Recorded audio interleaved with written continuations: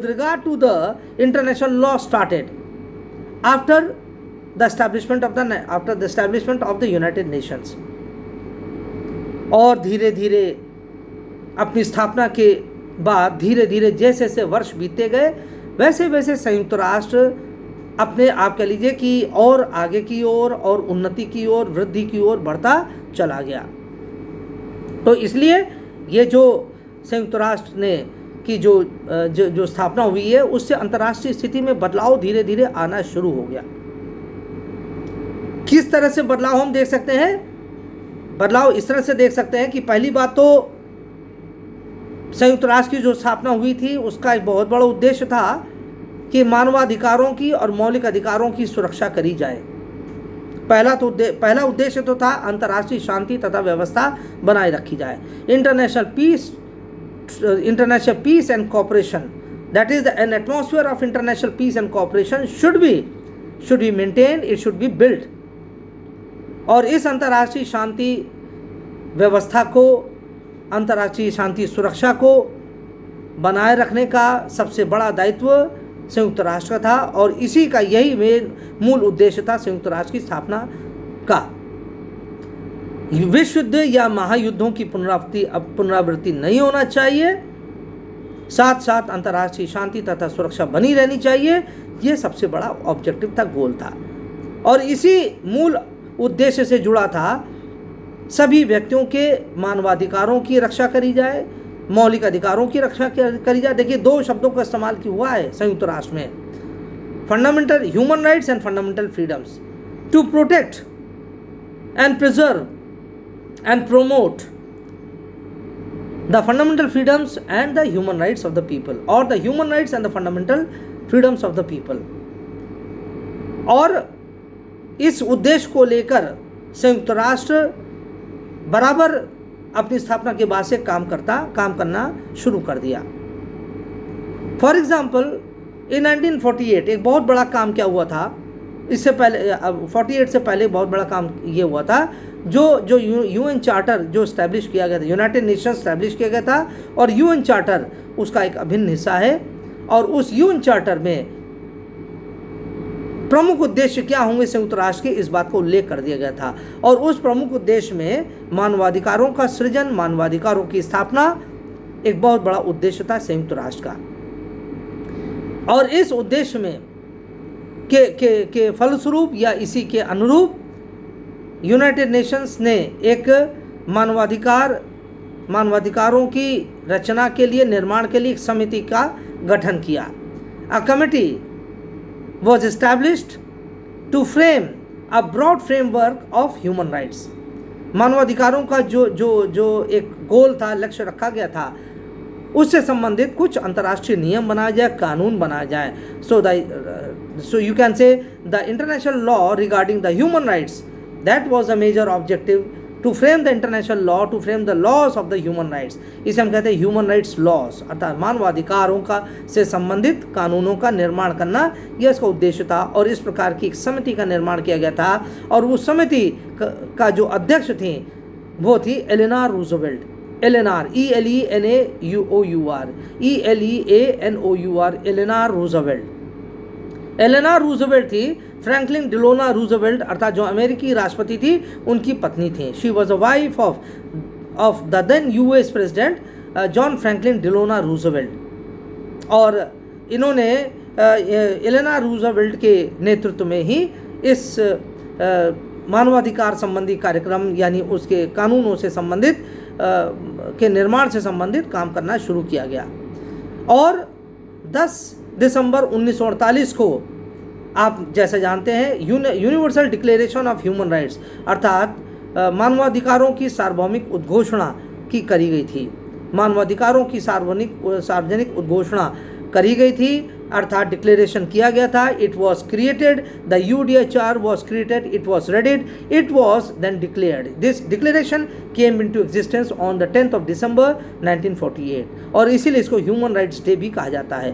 तो संयुक्त राष्ट्र ने मानवाधिकारों से संबंधित कानूनों की स्थापना किया, बहुत बड़ा उससे ये काम किया, ये जो UDHR का था 1948 में। इसके अलावा 1966 में यानी 1966 में दो बहुत बड़ी अंतर्राष्ट्रीय संविधाओं को भी उसने बनाया। दो अंतर्राष्ट्रीय संविधाएं जो बनाई गई थी, अंतर्राष्ट्रीय संविधा का मतलब है international treaties, international covenant on civil and political rights, international covenant on civil and political rights अर्थात अंतर्राष्ट्रीय नागरिक तथा राजनीतिक अधिकारों पर अंतर्राष्ट्रीय संविधा, नागरिक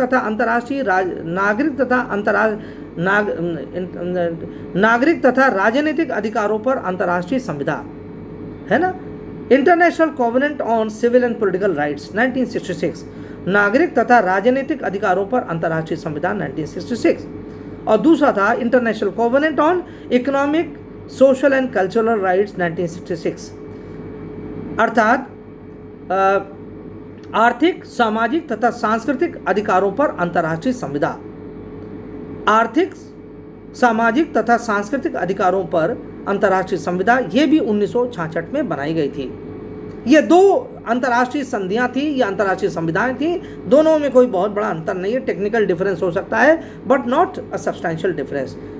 और ये दोनों संधियां एक साथ, दोनों कॉन्वेनेंट्स एक साथ बनाए गए थे और दोनों को जारी भी एक साथ किया गया था। और जिन जिन राज्यों ने उस समय इसको स्वीकार कर लिया था, they all became the members of these two treaties. तो मानवाधिकारों पर संयुक्त राष्ट्र ने बहुत बड़ा काम किया, बहुत एक विशाल, आप कह लीजिए एक विशाल संस्था है अधिकारों को लेकर, अधिकारों की बात को लेकर। There is a huge body of law that United Nations created in the year 1966।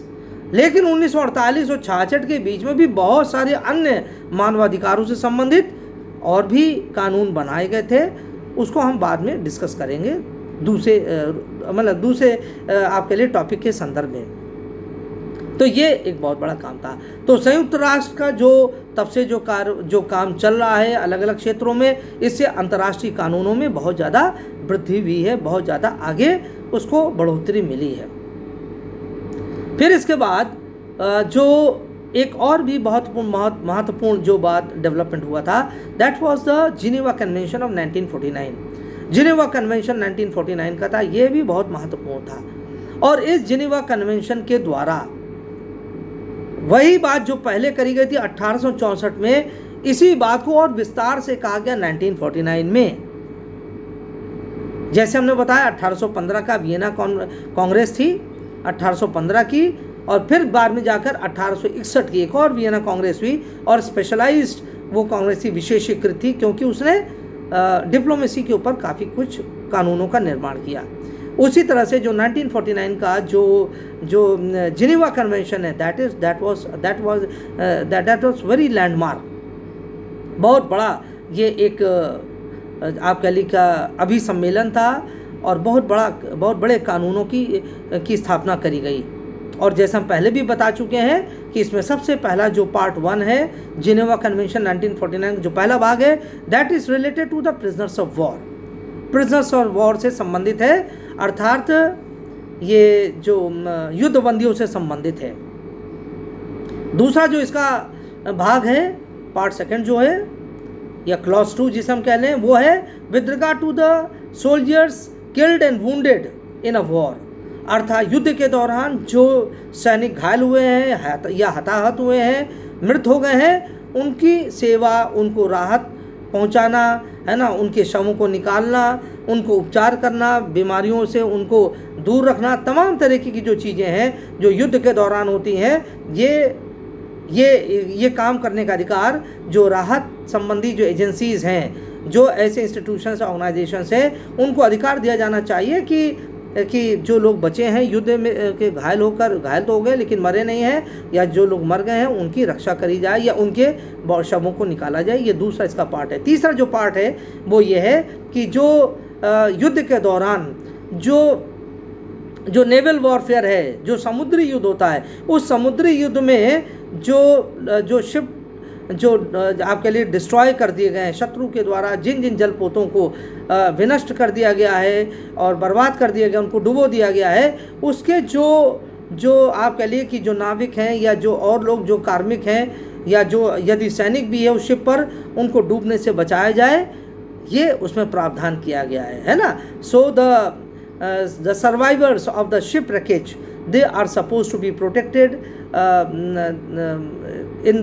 Under the Geneva convention of 1949। और चौथा क्या है, चौथा इसका जो भाग है वो ये है कि नागरिक इलाकों पर, रिहायशी इलाकों पर किसी भी प्रकार की कोई बमबारी या अटैक नहीं किया जाएगा। This is the fourth clause of this convention. तो अर्थात जो आवासीय इलाके हैं, जो नागरिकों की बस्तियां हैं, है ना, रेसिडेंशियल जो एरियाज हैं, अर्थात उस पर अटैक नहीं किया जाएगा वॉरिंग कंट्रीज के द्वारा, युद्धरत राज्यों के द्वारा। इसलिए ये एक बड़ा इम्पॉर्टेंट डेवलपमेंट था 1949 का, और जो आज भी ये इसको बहुत ज़्यादा महत्व दिया जाता है। और किसी भी प्रकार से जो अंतर्राष्ट्रीय युद्धों में, अर्थात अंतर्राष्ट्रीय युद्ध ने अंतर्राष्ट्रीय राजनीति में, अंतर्राष्ट्रीय संबंधों में इसका बहुत सम्मान से इस जिनेवा कन्वेंशन को देखा जाता है। तो 20वीं शताब्दी में हम कह सकते हैं कि देखिए 19वीं और 20वीं शताब्दी में बहुत बड़े बड़े इस प्रकार के डेवलपमेंट्स हुए हैं। तो ये जो 200 साल का जो कालखंड है, सन 1800 वाला और सन 1900 वाला, या अगर शताब्दी के रूप में हम कहेंगे 19वीं शताब्दी या 20वीं शताब्दी में जो जो डेवलपमेंट्स हुए हैं अंतर्राष्ट्रीय विधि को लेकर, आपको ये चीज़ें याद रखना चाहिए।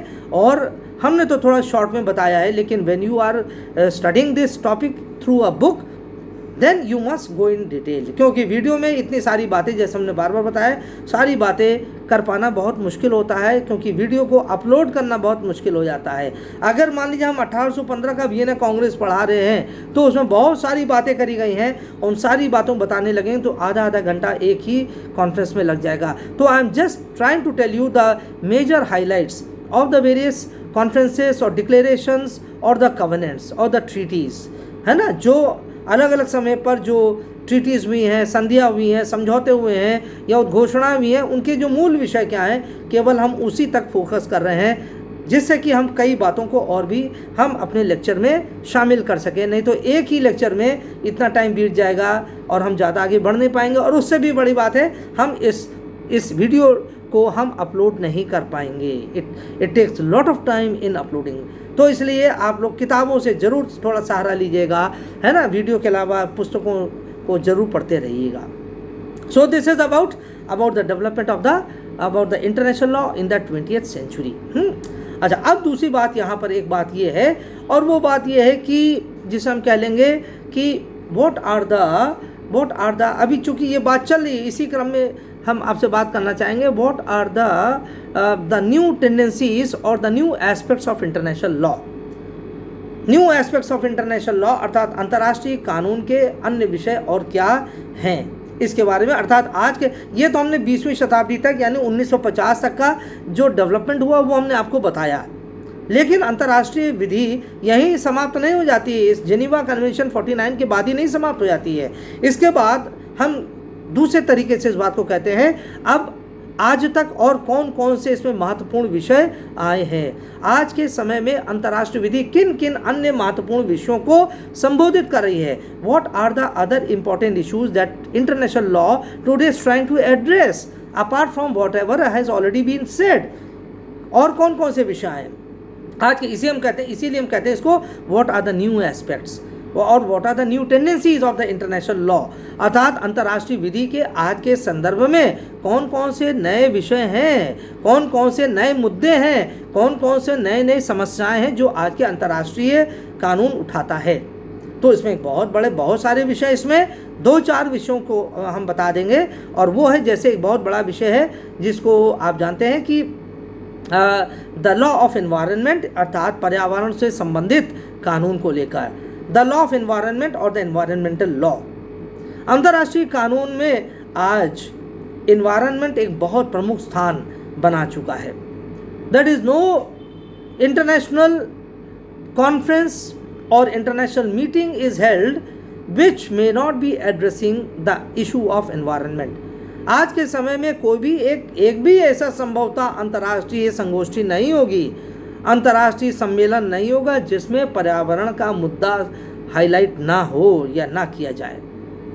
आज पर्यावरण को लेकर अनेक चुनौतियां हैं, अनेक समस्याएं हैं, चाहे आप जानते हैं ग्लोबल वार्मिंग हो, चाहे आप ओजोन लेयर डिप्लीशन की बारे में बात हो, ओजोन जो परत है वो परत कम पड़ती जा रही है, हल्की पड़ती जा रही है, डिस्ट्रॉय होती जा रही है, या या आप कह लीजिए ग्रीन हाउस गैसेस हैं। बहुत तरह की ग्रीन हाउस गैसेस होती हैं, तो जिसमें कार्बन डाइऑक्साइड भी है, कार्बन मोनोऑक्साइड भी है ना, और भी बहुत सारी हानिकारक जो गैस हैं वो बराबर जो हमारे पर्यावरण को नुकसान पहुंचा रही हैं। इन चीज़ों का एक मुद्दा है।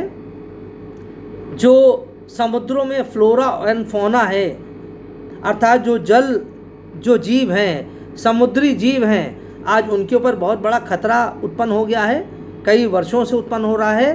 क्योंकि जितना ज़्यादा आप जानते हैं कि समुद्रों में जो ऑयल टैंकर्स जा रहे हैं, ऑयल शिप्स जाते हैं, वो कहीं ना कहीं कभी ना कभी दुर्घटनाग्रस्त हो जाते हैं और हज़ारों वर्ग किलोमीटर का एरिया उससे प्रभावित हो जाता है, दूषित हो जाता है। तो सबसे पहले जो प्रभाव पड़ता है वो है समुद्री जीवों पर। जो उस एरिया में समुद्री जीव हैं अंदर गहराई में, वो सब मरने लगते हैं धीरे धीरे, क्योंकि पानी जो ऑक्सीजन उनको मिलता है ऊपर पानी की सतह से, वो ऑक्सीजन की सप्लाई कट जाती है। तेल आप जानते हैं हल्का होता है, इसलिए ऑयल स्लिक कहते हैं, ऑयल की बड़ी मोटी परत पानी के ऊपर आ जाती है और वो जल्दी जाती नहीं है। उसके लिए बहुत बड़े बड़े फिर ड्रेजर्स लगाए जाते हैं, बहुत बड़े बड़े मशीन्स लगाए जाते हैं, पंप्स लगाए जाते हैं उस पानी को खींचने के लिए, लेकिन तब तक बहुत बड़ा नुकसान हो चुका होता है। तो एक ये बहुत बड़ा इशू है एनवायरनमेंट का, है ना।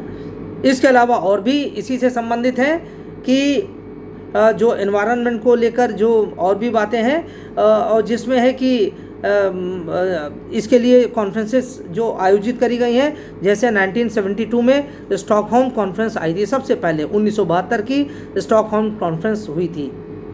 स्टॉकहोम यानी स्वीडन का ये एक वो शहर है, और इस स्टॉकहोम में ही ये उसकी राजधानी भी है, और यहाँ पर ये पहली अंतर्राष्ट्रीय पर्यावरण सम्मेलन हुआ था। It was a world conference on environment, जिसे हम स्टॉकहोम कॉन्फ्रेंस के नाम से जानते हैं, 1972 में। और बहुत बड़े बड़े इसमें डिसीजन लिए गए थे, और सारी इन चिंताओं को लेकर काफ़ी कुछ बातें विचार विमर्श किया गया था। फिर 1972 के बाद 20 साल के बाद 1992 में रियो अर्थ कॉन्फ्रेंस हुई थी।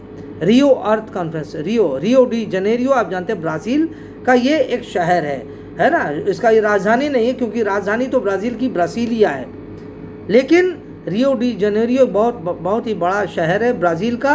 और यहाँ पर 1992 में ये एक इन्वायरमेंट से संबंधित कॉन्फ्रेंस हुई थी, the second world environmental Congress, जिसे हम कह सकते हैं दूसरा वैश्विक महासम्मेलन पर्यावरण पर था। ये रियो डी जनेरियो में, शॉर्ट में हम कहते हैं रियो कॉन्फ्रेंस, 1992 में। यहाँ पर भी बहुत बड़े बड़े निर्णय लिए गए थे, चाहे वो बायोडाइवर्सिटी को लेकर हो, चाहे यूनाइटेड नेशंस इन्वायरमेंटल फंड को लेकर है, चाहे सस्टेनेबल डेवलपमेंट को लेकर है। सतत जो आप कहते हैं सतत विकास कार्यक्रम जो था, सस्टेनेबल डेवलपमेंट, ये जो शब्द का गठन किया गया था, ये जो गढ़ा गया था, वो इसी 92 के रियो कॉन्फ्रेंस में किया गया था। सस्टेनेबल डेवलपमेंट कमीशन, ये एक गठन किया गया था, अर्थात एक ऐसा आयोग बनाया गया था, कमीशन ऑन सस्टेनेबल डेवलपमेंट, इस प्रकार का एक आयोग बना था, कमीशन ऑन सस्टेनेबल डेवलपमेंट। तो बहुत बड़े बड़े निर्णय लिए गए थे, एक नहीं अनेकों निर्णय लिए गए थे। तो ये इसका भी बहुत बड़ा ये एक प्रभाव था रियो समिट का भी। इसके बाद 1997 में क्योटो प्रोटोकॉल आया था। क्योटो आप जानते हैं कि जापान का एक शहर है, बहुत ही महत्वपूर्ण शहर है, और इस शहर में एनवायरनमेंट से संबंधित एक बहुत बड़ी कॉन्फ्रेंस हुई थी, जिसमें कहा गया था जो कार्बन कंजम्पशन है अलग अलग देशों का, विभिन्न देशों का, उसमें उन्होंने एक बेंचमार्क स्थापित कर दिया था। अर्थात कहा गया था कि अगले कुछ वर्षों में ये जो कार्बन जो उत्सर्जन था, कार्बन जो एमिशन था विभिन्न देशों के द्वारा, उसकी एक लिमिट बना दी गई थी। उस लिमिट के नीचे अगले संभवतः 20 वर्षों में उस कार्बन उत्सर्जन को नीचे लाना होगा। हर देश का ये दायित्व, हर देश को दायित्व जिम्मेदारी सौंपी गई थी। तो इसलिए क्योटो प्रोटोकॉल भी बहुत इंपॉर्टेंट है। उसके अलावा जोहानिसबर्ग एक कॉन्फ्रेंस हुई थी 2010 में, जोहानिसबर्ग कॉन्फ्रेंस हुई थी। जोहानिसबर्ग जो साउथ अफ्रीका का एक बहुत महत्वपूर्ण शहर है, वहाँ पर भी ये एक एनवायरनमेंट से संबंधित कॉन्फ्रेंस हुई थी। तो कहने का मतलब है कि अंतर्राष्ट्रीय कानून आज पर्यावरण के मुद्दे को बहुत ही प्रमुखता से उठा रहा है, और काफ़ी कुछ इस संदर्भ में कहा जा रहा है। बहुत सारी कॉन्फ्रेंसेस हो रही हैं और जितने भी आज की प्रमुख चुनौतियां हैं पर्यावरण से संबंधित उन सबको इससे एड्रेस किया जा रहा है, संबोधित किया जा रहा है। दूसरा एक जो बहुत ही जो एक प्रमुख विषय है वो है, आप सभी जानते हैं कि आतंकवाद को लेकर, इंटरनेशनल टेररिज्म को लेकर। और जब इंटरनेशनल टेररिज्म की बात आती तो यहाँ पर पहला जो इसका स्वरूप जो आया था टेररिज्म को लेकर, पहले एक प्रथा थी, यानी बहुत समय तक ये चलता रहा कि जो हवाई जहाज का अपहरण करना, यानी जिसे आप कह लीजिए the hijacking of the planes, हवाई जहाज़ों का अपहरण। आपने सुना होगा अभी तक तो लोगों का अपहरण होता था, जनता का अपहरण होता था, लेकिन अब तो आप जानते हैं कि हवाई जहाज़ों का अपहरण होने लगा। होने क्या, बहुत पहले से हो रहा है। ये तो भारत में भी हुआ था, कोई बहुत ही चर्चित हवाई जहाज़ का आप जानते हैं अपहरण हुआ था, हाईजैकिंग हुआ था। अभी तो आप जानते हैं 3 दिन पहले एक और किसी स्टेट बस का अपहरण हो गया था, यानी स्टेट का रोड ट्रांसपोर्ट की तो नहीं थी, कोई प्राइवेट बस थी, लेकिन उसको भी किन्हीं बदमाशों ने माफिया ने उसको अपहरण कर लिया था। This was the first time I was hearing कि अ बस हैड बीन अबडक्टेड।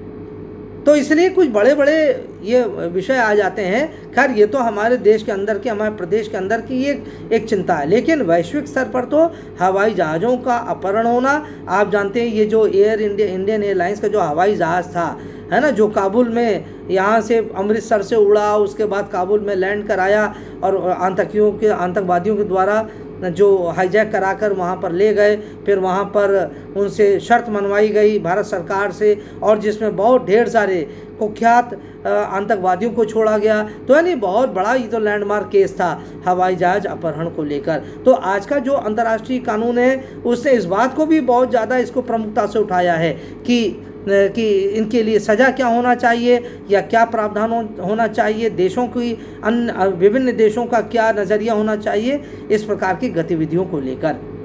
तो यानी ये टेररिज्म का एक हिस्सा, कहने का तात्पर्य है ये जो आतंकवाद, ये जो हवाई जहाज़ों का अपहरण है, ये भी एक आतंकवाद का हिस्सा है।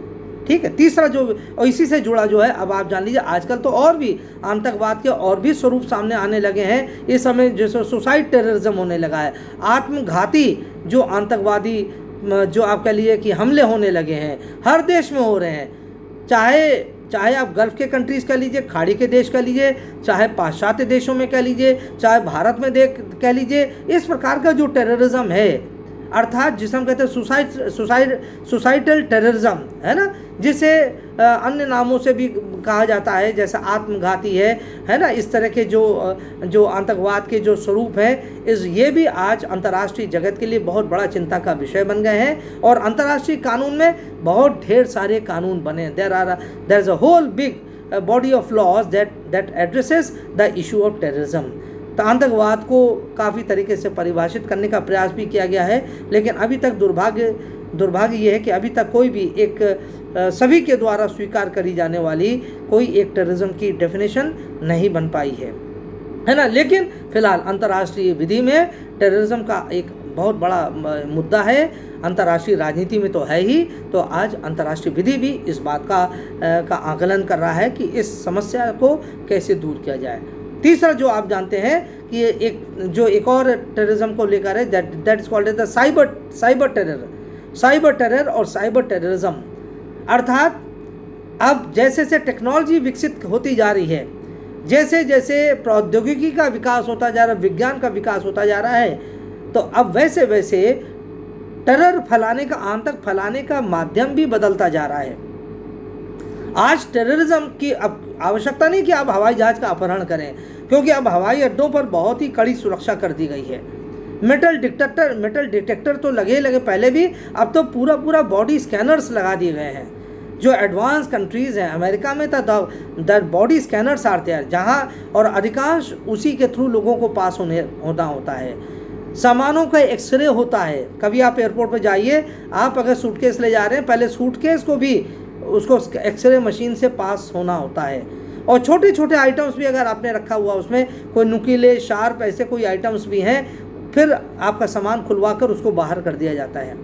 तो कहने का तात्पर्य है कि आजकल चूँकि अब हवाई जहाज़ों पर, हवाई अड्डों पर इतनी ज़्यादा सुरक्षा बढ़ा दी गई है कि अब इस प्रकार की जो पायरेसी है या जो हाईजैकिंग इतना सरल नहीं रह गया है। इसलिए अब साइबर टेररिज्म एक नया जो कंसेप्ट आ गया है, जिसे आप कहते हैं कि हैकिंग।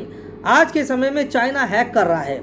ये तो ऐसा एक वर्ड है कि आप सब लोग जानते होंगे, सब लोग कंप्यूटर टेक्नोलॉजी से बहुत ही ज़्यादा परिचित होंगे, वाकिफ़ होंगे, इसलिए इसको बहुत समझाने की आवश्यकता नहीं है। तो हैकिंग जो है, this is another form of cyber terrorism. अपने घर पर बैठिए, अपने कमरे में बैठिए, और थोड़ा सा भी अगर आप पारंगत हैं इसमें, तो आप अपने लैपटॉप से, अपने कंप्यूटर से, इवन अपने मोबाइल से बड़े बड़े चीज़ों को आप हैक कर सकते हैं। यहाँ तक कि आप जानते हैं जो आधार जो कार्ड होता है हम लोगों का, जो सरकारी कार्ड है, इतना महत्वपूर्ण आधार, उस आधार को प्राइवेट हैकर्स ने हैक कर लिया। सरकार दावा करती रह गई कि नहीं, हमारे इस आधार कार्ड को कोई भी हैक नहीं कर सकता।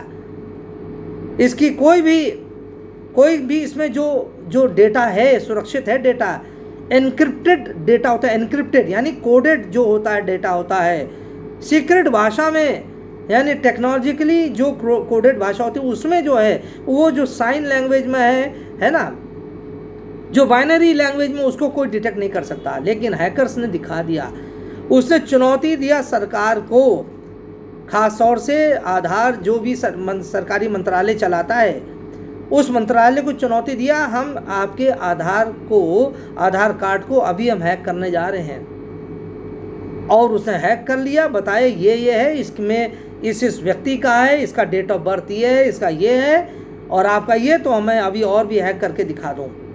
तो यानी this is cyber crime. Hacking is a crime. और अब तो चीन इसमें बहुत पारंगत हो गया है, रूस बहुत पारंगत है। भाई जितने भी इस तरह के देश हैं जो थोड़ा सा इन चीज़ों में, खुराफात में आगे रहते हैं, उन्होंने तो स्पेशलाइज कर लिया है। इसलिए ये बड़ा दुर्भाग्यपूर्ण है कि आज के समय में the form and the complexion of terrorism is changing gradually. आज के समय में टेक्नोलॉजी के विकास के साथ साथ आतंकवाद का स्वरूप भी बदलता जा रहा है। और लेटेस्ट क्या है, साइबर क्राइम या साइबर टेररिज्म, है ना। साइबर से तात्पर्य क्या? साइबर से तात्पर्य है अर्थात जो इलेक्ट्रॉनिक माध्यम से होता है, इलेक्ट्रॉनिकली, जैसे ईमेल होता है, इलेक्ट्रॉनिक मेल होता है ना, इलेक्ट्रॉनिक मैसेजेस होते हैं। अब तो ई कार्ड होने लगा, इलेक्ट्रॉनिक कार्ड, हर चीज़ में ई लग गया है। एक दिन आप इलेक्ट्रॉनिक फूड भी खाएंगे, है ना, वास्तविक खाना नहीं खाएंगे, बैठकर हम सब यही खाएंगे, वो खा ही रहे हैं सब लोग।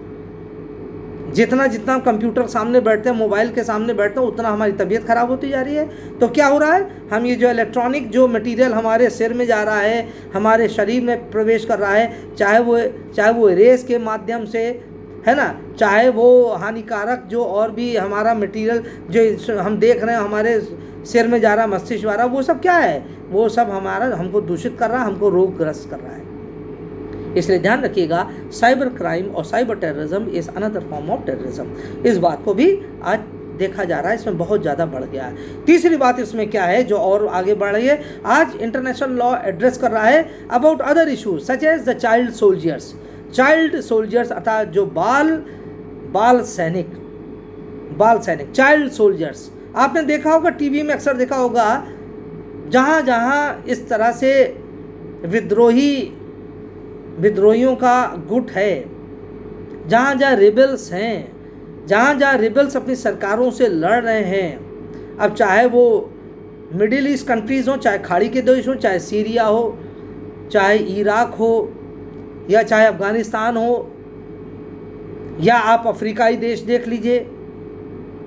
एक समय श्रीलंका में भी था, जो तमिल जो लड़ाके थे, जिनको LTTE के नाम से जाना जाता था, liberation tigers of Tamil Eelam, ये जो लड़ाकों का गुट था, जितने जहाँ दुनिया भर में सब लड़ाके हैं, उग्रवादी हैं, अतिवादी हैं, इन सब ने क्या किया है, अब बच्चों को ट्रेनिंग देना शुरू कर दिया है। बच्चा 5-6 साल का होता है, उसके हाथ में बंदूक थमा देते हैं, लो बेटा ये तो आपका खिलौना है, दिस इज़ योर टॉय। और उनका ये खिलौना इतना घातक होता है कि उसी बंदूक नाम के खिलौने को ही उसको चलवाना सिखाने लगते हैं। They start giving that child the arms training. और पहले तो जानवरों को मारते हैं बेचारे, उसके बाद अपने विरोधियों के जैसे जैसे पारंगत होते हैं जानवरों को मारते हैं, पक्षियों को मारते हैं, और उसके बाद इन सबको धीरे धीरे निशाना बनाने लगते हैं, विरोधियों को निशाना बनाने लगते हैं। तो अर्थात ये जो चाइल्ड सोल्जर्स जिसे हम कहते हैं, ये एक बहुत बड़ा आपके लिए समस्या होगी आज के समय में। इसलिए इंटरनेशनल लॉ इस प्रकार की समस्या को भी आज के संदर्भ में देख रहा है, अर्थात बाल सैनिकों की समस्या। और ये बहुत सारे दुनिया भर में बहुत सारे देशों में ये फैल गई है समस्या। तो ये आज अंतर्राष्ट्रीय विधि का एक और ये चिंतन का